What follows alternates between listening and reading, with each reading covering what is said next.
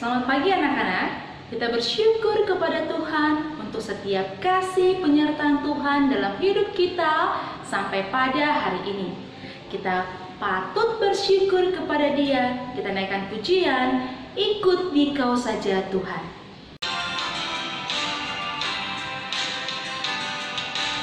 Ikut Dikau saja Tuhan, jalan damai bagiku.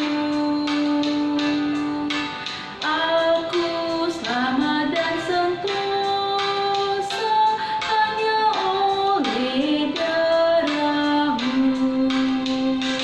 Aku ingin ikut Dikau dan mengabdi padamu.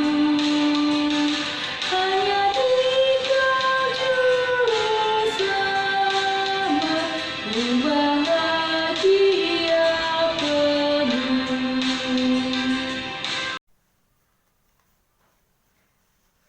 Mari kita bersatu dalam doa. Terima kasih Tuhan buat berkat-Mu hari ini Tuhan. Sebentar lagi kami akan mengikuti devotion. Berikan kami hati yang sungguh-sungguh dan telinga yang mendengar-dengaran ketika mengikuti devotion. Terima kasih Tuhan Yesus. Hanya di dalam nama Tuhan Yesus Kristus kami sudah berdoa. Amin. Teman-teman, mari kita ucapkan ayat hafalan minggu ini tertulis di Yesaya 60 ayat 1. Bangkitlah, menjadi teranglah, sebab terangmu datang dan kemuliaan Tuhan terbit atasmu. In English, Yesaya 60 verse 1. Arise, shine, for your light has come, and the glory of the Lord rests upon you. Kita akan mendengarkan kebenaran firman Tuhan. Kita siapkan hati kita naikkan pujian kepada Tuhan. Firman-Mu pelita bagi kakiku.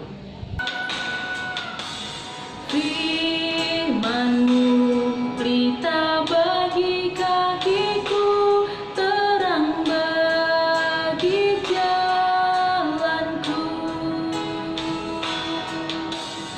Firman-Mu pelita bagi kakiku, terang bagi jalanku.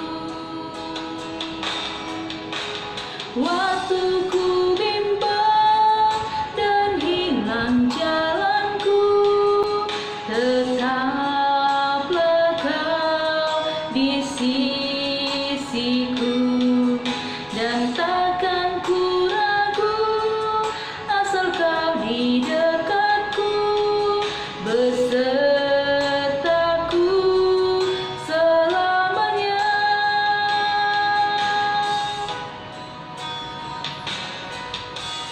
Firman-Mu pelita bagi kakiku, terang bagi jalanku. Tema kebenaran firman Tuhan pada pagi hari ini adalah kesetiaan, kelemah lembutan, dan penguasaan diri. Adapun tujuan dari kebenaran firman Tuhan yang akan kita dengar, Tuhan menghendaki kita untuk memiliki kesetiaan, kelemah lembutan, dan penguasaan diri. Hari ini kita mengenal seorang tokoh dalam Alkitab yang hidup setelah kebangkitan Yesus. Stefanus salah satu dari 7 orang yang dipilih oleh murid sesudah kebangkitan Yesus. Ia dipilih untuk mengawasi bantuan kepada janda di gereja, sehingga para rasul bisa bebas untuk melakukan tugas-tugas kerohanian. Dikatakan bahwa Stefanus lebih menonjol dari yang lainnya dalam hal iman, kasih, kuasa rohani, dan hikmat.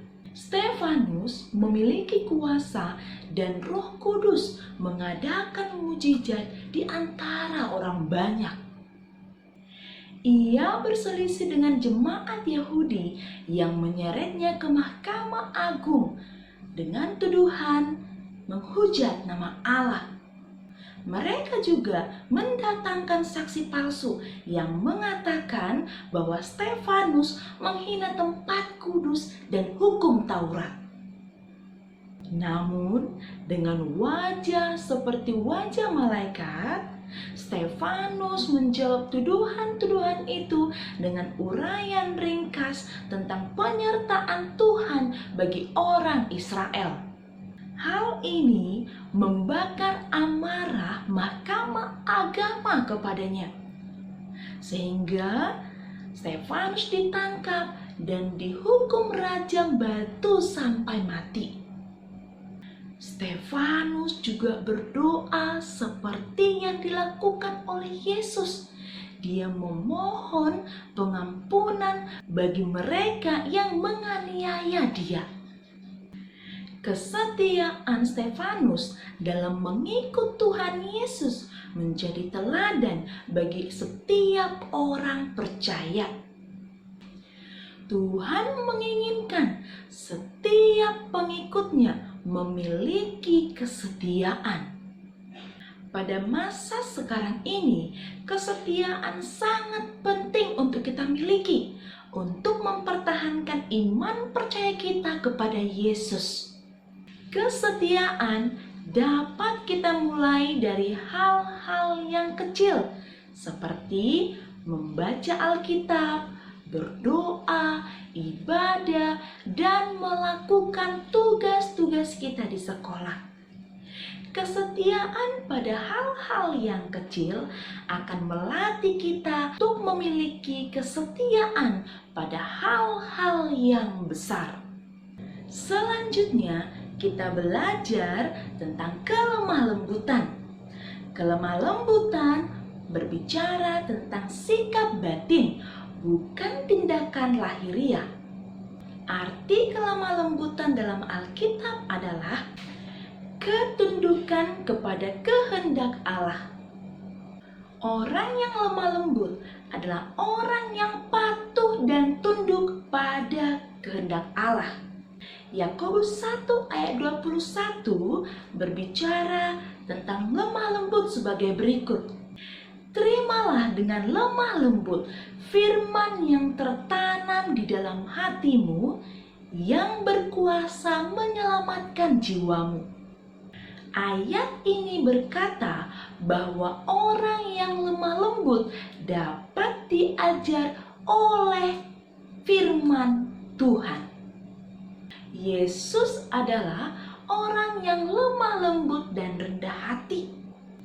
Tetapi ini tidak berarti bahwa Yesus berkompromi dengan dosa. Kelemah lembutan adalah buah roh yang bergabung dengan kekuatan, bukan kelemahan. Kelemah lembutan harus menjadi tanda dan sifat yang perlu bagi orang Kristen. Menerapkan kelemah lembutan di zaman sekarang ini bukanlah hal yang mudah, karena manusia cenderung memiliki sifat egois dan emosional. Namun, kita harus tetap belajar untuk menerapkan kelemah lembutan dalam kehidupan sehari-hari. Kemudian kita juga harus belajar penguasaan diri. Seorang yang memiliki pengendalian diri adalah orang yang mempunyai kekuatan di dalam dirinya. Mengendalikan atau menguasai diri berarti menahan untuk melakukan keinginan. Banyak sekali keinginan duniawi yang membawa kita kepada kesesatan. Oleh karena itu, kita harus mampu menguasai diri supaya kita tidak terbawa arus duniawi. Keinginan duniawi dapat berupa keinginan mata, keserakahan, dan keinginan daging. Pengendalian diri merupakan kualitas yang harus dimiliki oleh setiap orang percaya agar dapat memiliki hidup berkemenangan dan mencapai tujuan hidup. penguasaan diri sangat penting dilakukan agar bisa mengendalikan diri. Orang yang tidak dapat mengendalikan diri sendiri akan mudah dihasut iblis sehingga merusak diri sendiri dan hubungannya dengan orang lain. Apabila kita dapat menguasai diri, maka kita mampu menahan segala godaan yang ditawarkan kepada kita dan kita tetap hidup di dalam Tuhan. Kita akan mampu menahan diri apabila hidup kita dipimpin oleh Roh Kudus yang membawa kita pada kebenaran. Demikian kebenaran firman Tuhan yang kita dengar pada pagi hari ini. Amin. Kita berdoa. Semua lipat tangan, tutup mata dan tundukkan kepala. Kita berdoa. Bapa di dalam surga, ajar kami Tuhan untuk tunduk pada kehendak-Mu. Ajar kami untuk memiliki kesetiaan, kelemah lembutan, dan penguasaan diri. Kami mau dipimpin oleh Roh-Mu sehingga kami memiliki buah roh, menerapkan nilai-nilai Kristiani dalam kehidupan kami sehari-hari dan menerapkannya menjadi teladan bagi orang lain. Bapa yang baik, kami serahkan kegiatan kami pada hari ini ke dalam tangan-Mu. Kiranya Engkau menolong dan memberkati. Dalam nama Tuhan Yesus Kristus, kami berdoa dan mengucap syukur. Amin.